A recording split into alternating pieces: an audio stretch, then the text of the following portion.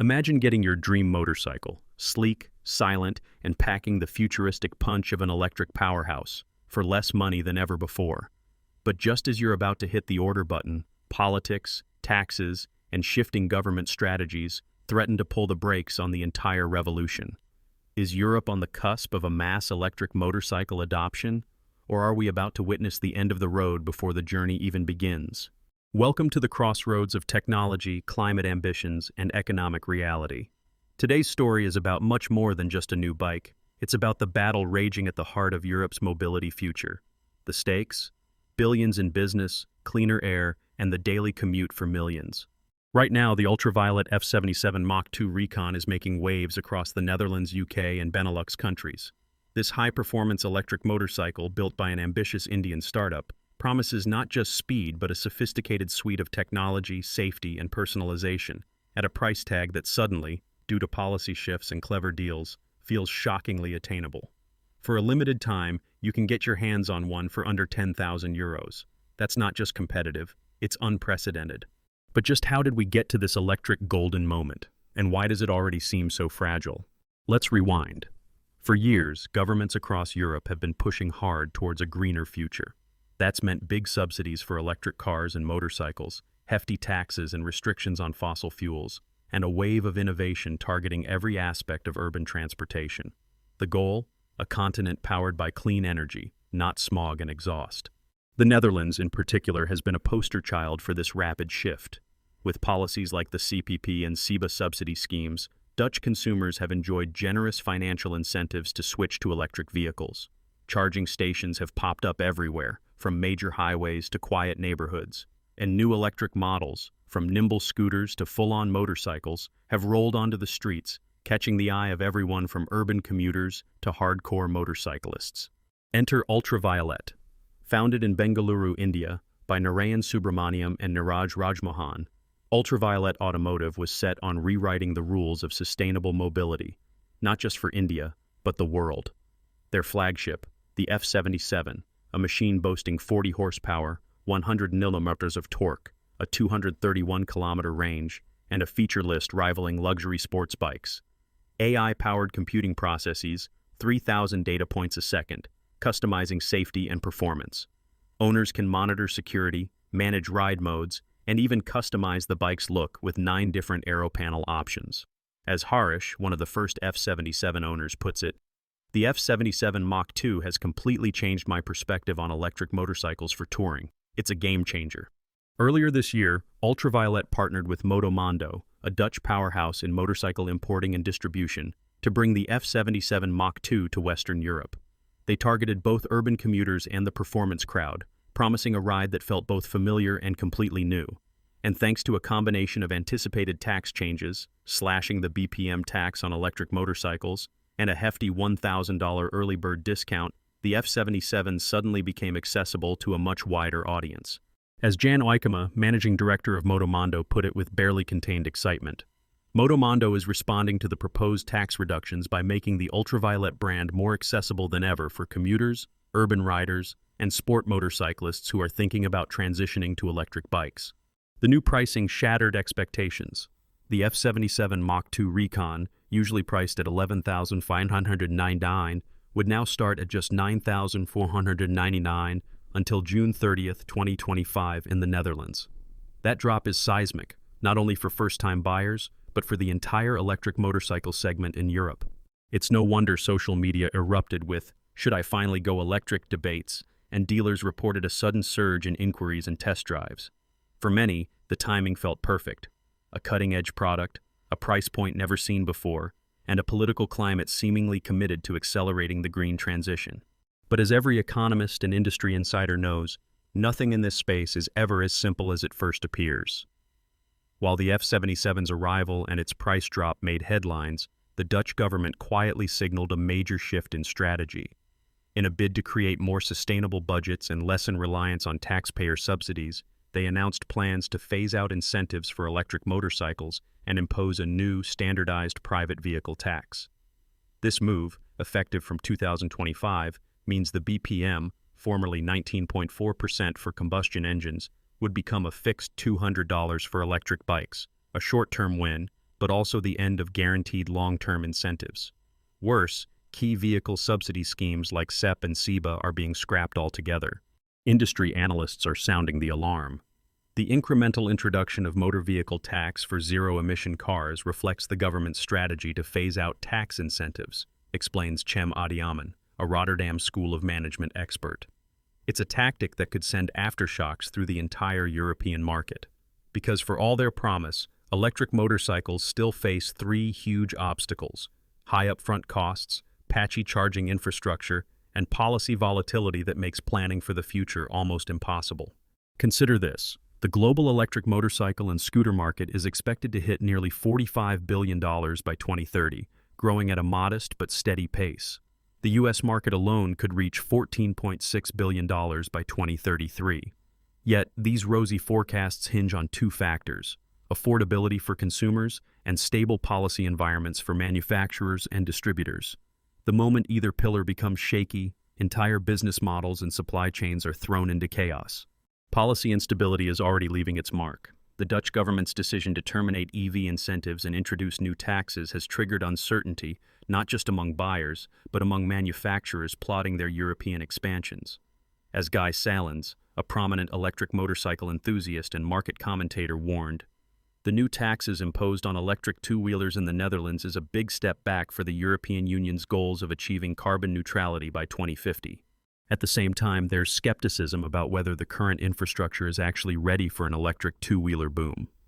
While the F77 Mach 2 boasts a fast-charging 10.3 kWh battery and up to 323 kilometers of range, charging networks across much of Europe remain hit or miss.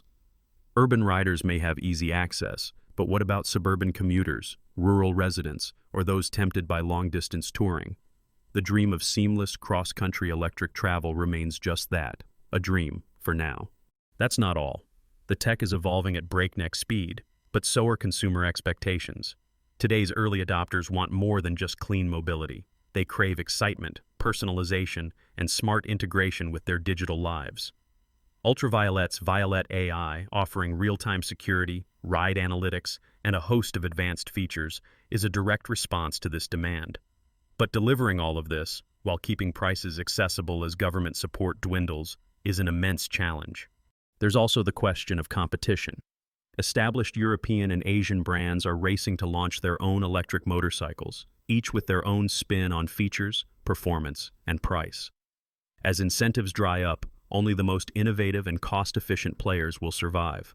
One wrong policy move or technology stumble, and the market could fragment into a maze of niche offerings and stalled ambitions. Meanwhile, consumers are left in the middle, torn between the temptation of cutting-edge machines at historic lows and the fear that the window of opportunity is closing fast. Should they rush to buy now, or wait for what comes next? Will the infrastructure and resale values support their investment, or will this all be just a footnote in Europe's long, winding road to a greener future? And perhaps the most urgent question: what happens when governments across Europe start following the Dutch example, rolling back subsidies, adding new taxes, and shifting the costs of electrification directly onto consumers and businesses? As the June 2025 deadline for F77's introductory offer ticks down, and as policy winds shift across the continent, the stage is set for a dramatic collision between innovation, ambition, and political reality. The entire electric motorcycle experiment could be at risk, or on the verge of an unstoppable transformation. So, is this just the beginning of Europe's electric motorcycle story, or the start of an unexpected ending? As the Dutch government's dramatic policy shifts loom, the electric motorcycle market finds itself at a crossroads. The buzz that followed the launch of the F77 Mach 2, its record-low pricing, cutting-edge features, and international expansion, now clashes directly with headwinds of regulatory uncertainty. To understand what lies ahead, let's dive into the intriguing future scenarios that could shape not just Ultraviolette's fate, but the entire landscape of green mobility in Europe and beyond. Imagine for a moment two contrasting futures. In the first, technology and infrastructure race ahead of politics. Despite the end of subsidies in the Netherlands and the imposition of the BPM tax, consumer interest remains strong. Why? Because motorcycles like the F77 Mach 2 are no longer fringe experiments. They're becoming objects of desire, blending futuristic power with real-world usability. Word spreads of riders crossing countries on a single charge, thanks to improved battery chemistry, clever software, and the kind of reliability that turns skeptics into enthusiasts. In this version of the future, manufacturers double down on innovation. Ultraviolette launches OTA software updates that give riders better range and even sharper performance. Charging networks bloom across highways and city centers, often outpacing the rapid policy swings in European capitals. And a new generation of European riders, urban commuters, weekend adventurers, even courier fleets, choose electric motorcycles, driven not only by incentives, but by sheer practical superiority. The F77 Mach 2 has completely changed my perspective on electric motorcycles for touring. It's a game changer, shares Harish, one of the early adopters who clocked nearly 50,000 kilometers in a single year. But the second scenario is more sobering. Policy uncertainty creates confusion and hesitation. The news spreads. Dutch EV subsidies are gone, new taxes are coming, and nobody can say when or if supportive measures will return. Some would-be buyers hesitate, waiting for clarity, only to see prices rise as tax hikes take effect. Dealers pull back on stock, fearing slumping demand. Smaller startups, unable to weather the instability, quietly exit the market. Technological momentum slows just as it was reaching its stride. Experts like Cem Adiyaman and Hendrik Bastiaans from RSM warn, the incremental introduction of motor vehicle tax for zero-emission cars reflects the government's strategy to phase out tax incentives. The PAC, a leading voice in electric two-wheelers, goes further. The new taxes imposed on electric two-wheelers in the Netherlands is a big step back for the European Union's goals of achieving carbon neutrality by 2050. The risk isn't just economic, it's existential. Europe's role as a global leader in clean mobility is suddenly in question. There's also a third, more nuanced path: market fragmentation. Countries that double down on clean mobility, France, Germany, the Nordics, see steady growth in electric motorcycle adoption, while others regress, their streets roaring with fossil fuel engines well into the next decade. Manufacturers are forced to juggle varied regulations and incentives, customizing products separately for each country. The market is viable, but volatile and disjointed. So, can innovators and consumers adapt before the window closes? The answer lies in their ability to innovate not just in technology, but in business models and partnerships. Consider Motomondo's bold move. Despite looming policy shifts, they've locked in a special introductory price for the F77 Mach 2 Recon until June 30th, 2025. This targets both the early adopters and the pragmatists, giving consumers a clear reason to act now rather than wait for the dust to settle. Motomondo is responding to the proposed tax reductions by making the Ultraviolette brand more accessible than ever for commuters, urban riders, and sport motorcyclists who are thinking about transitioning to electric bikes, affirms Jan Yikema, managing director of Motomondo. Meanwhile, Ultraviolette isn't standing still. Its Violet AI technology, processing 3,000 data points per second, isn't just a party trick, it's a foundation for adaptive, safer riding. Real-time analytics, customizable riding modes, and remote security diagnostics raise the bar for what riders expect. And crucially, Ultraviolette has already begun global expansion, translating lessons learned in Europe to other promising markets, like India, Southeast Asia, and even the US, where projections show the electric motorcycle market could hit $14.6 billion by 2033 with a CAGR over 4.5%. But let's talk practical benefits. What does this mean for you, whether you're a rider in Europe, a would-be investor, or simply someone fascinated by new technologies? First, there's a lesson in timing. The temporary window created by the Dutch BPM tax reduction and introductory discounts isn't just a marketing ploy, it's a clear signal. Acting early can mean the difference between scoring a breakthrough EV at a historical low price or missing out as the pendulum swings toward higher costs and uncertainty. Strategic buyers are already moving fast, reserving their F77 Mach 2 to lock in those favorable terms before the June 2025 deadline. Second, the rise of intelligent electric motorcycles empowers consumers. Features like fast charging, 0-80% in just 3 hours, real-time ride analytics, and over-the-air upgrades mean today's bikes will only get better with time. Riders can plan cross-country trips with confidence, knowing that range anxiety is steadily being engineered out of existence. One F77 owner rode 50,000 kilometers in a year, a figure that would have seemed impossible just a few years ago. Third, Policy volatility highlights the importance of research and advocacy. Staying informed on local incentives, taxes, and infrastructure developments is now as essential as reading a bike's spec sheet. Savvy consumers look beyond the surface, comparing not just sticker prices but total cost of ownership, including tax breaks, maintenance savings, and resale value. And advocates, riders, dealers, and brands alike must speak up, reminding policymakers that short-term revenue grabs can cost far more by stalling innovation and climate progress. Fourth, the real-world data now coming from thousands of electric motorcycles is a goldmine. Every kilometer ridden, especially in the wild and varied terrain of Europe, feeds back into development cycles, making the next generation of bikes smarter, tougher, and more customizable. The F77 Mach 2, for instance, didn't just get a new body or a bigger battery, it gained software sophistication that learns with every journey. As more owners share their data and experiences, community-driven improvements will accelerate. Fifth, for those watching as investors or entrepreneurs, the landscape is volatile, but brimming with opportunity. Markets may fragment, but the overall direction remains clear. Demand for clean, connected urban mobility will outlast temporary setbacks. New business models, like battery swapping, subscription-based ownership, or integrated ride-and-charge platforms, are ripe for exploration.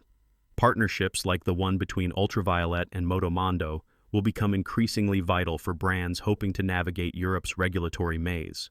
And finally, there's a cultural lesson. As Guy Salins, a longtime electric motorcycle enthusiast, puts it, "I want to show the world an overview of existing electric motorcycles and future projects, because it's time."